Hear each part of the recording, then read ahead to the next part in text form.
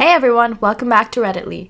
Today's video is a two-parter, so make sure you stick around for the second one as well. The first one is titled, Nephew Confronted His Wife Who's Been Cheating on Him with His Father.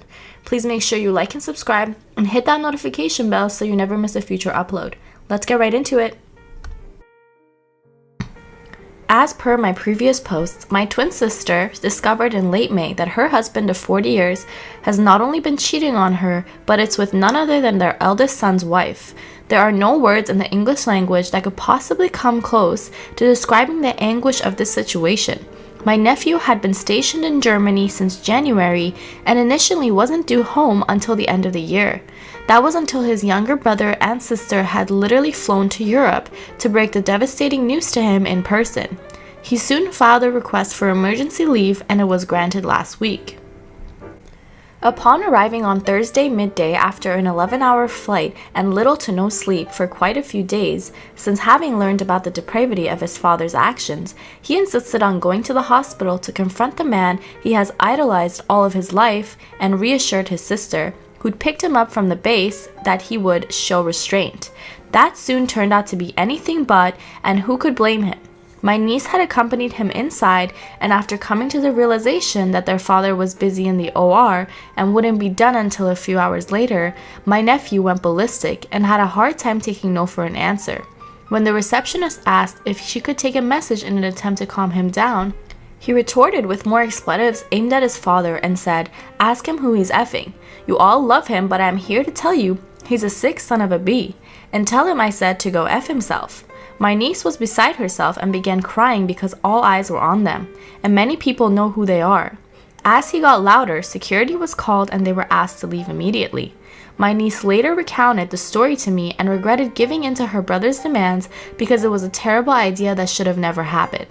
Suffice to say, just about everyone who was at the hospital that day knows that the good doctor is having an affair. It's only a matter of time before the gossip circles inside and outside its walls finally figure out who the other woman is. My nephew then went home to his mom, and my sister was inconsolable from the moment her son stepped into her house.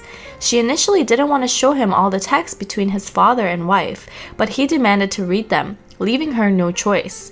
My brother-in-law soon learned about all the commotion that happened earlier that day at the hospital and took the extraordinary step of calling, but no one answered.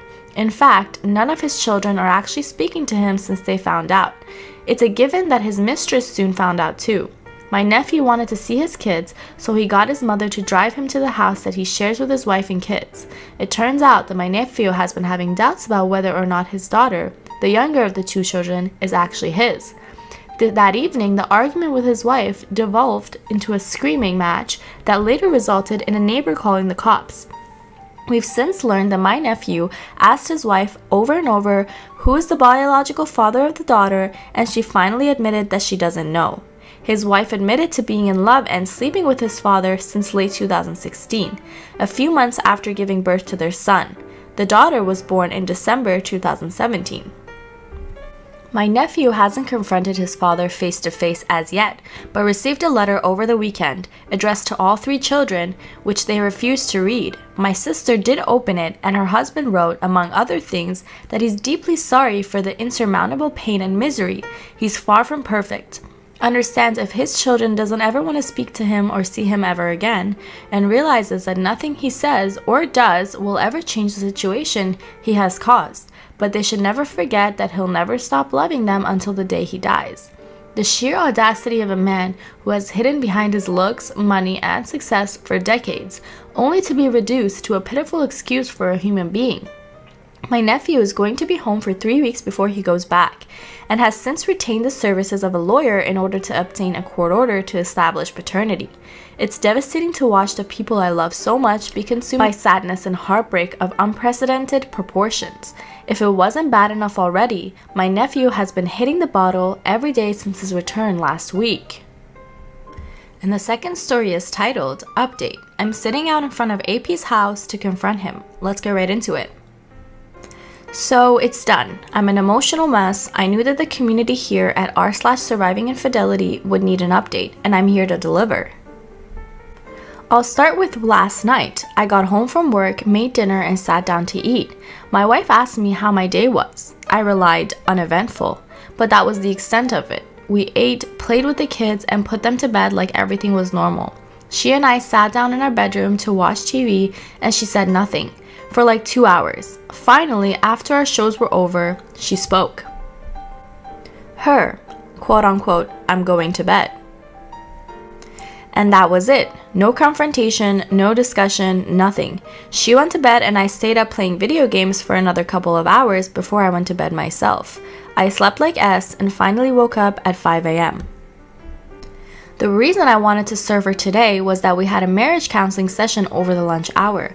I had already read our therapist in on what I intended to do, so when we sat down and started the session, I didn't wait.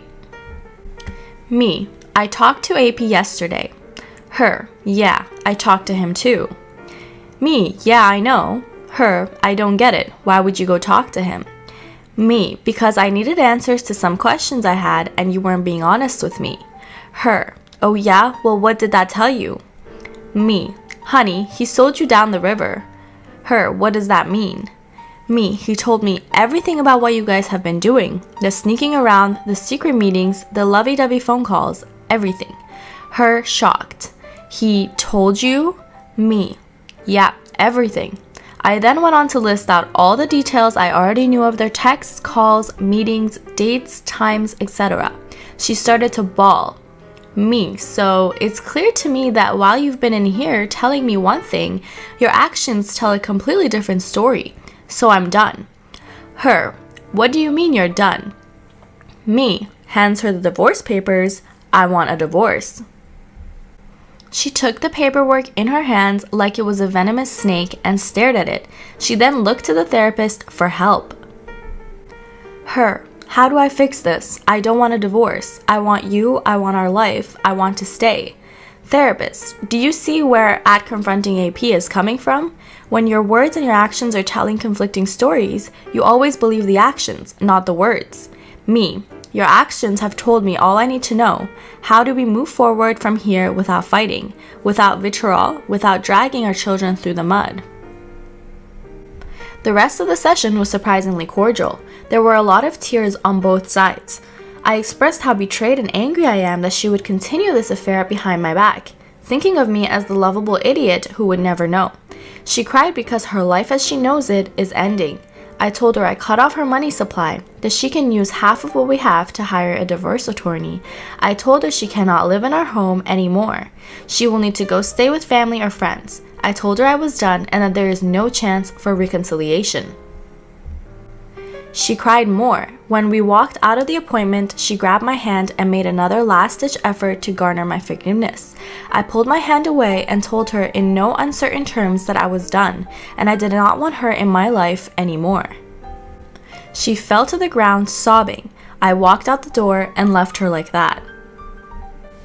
As I drove away from the therapist's office, I called the affair partner's wife and left her a voicemail saying, I really need to speak with you. Please call me back ASAP. I then called my attorney and told her to file the paperwork, but to hold on the TRO unless things got ugly. My wife called and texted me several times after I left. I let them go to VM and haven't talked to them yet. I felt dead inside as I drove to her parents' house. Before I walked in, my phone rang. It was AP's wife calling me back. He hadn't said anything to her. I told her I needed to meet with her in person. Could I meet up with her in an hour? She said yes, and we set a time and a place. I walked into her parents' house and told them everything. Her mom started to bawl immediately. Her dad sat there, stone-faced. I told him that I love her and I tried to make it work, but that I refused to stand there while she continued to cheat on me behind my back. They were totally so shaken up that it was hard to gauge their feelings. I told them that I wouldn't slander her or spread the truth around her friends and family, but they needed to know the truth about why we are divorcing.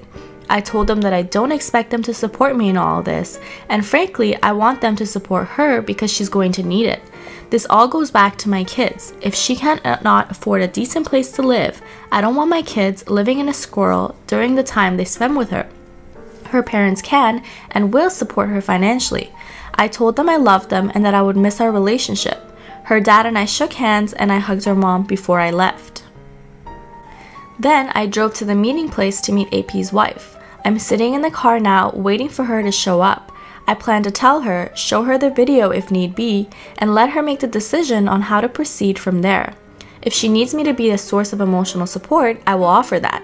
No one should have to suffer through this alone. So that's been my day. I still have to meet with AP's wife, pick up my kids from school, and change the locks on my house. I have a security system set up at home, so if she chooses to steal or damage anything, it will be on video. She knows that too, so I'm not worried about it. More to come.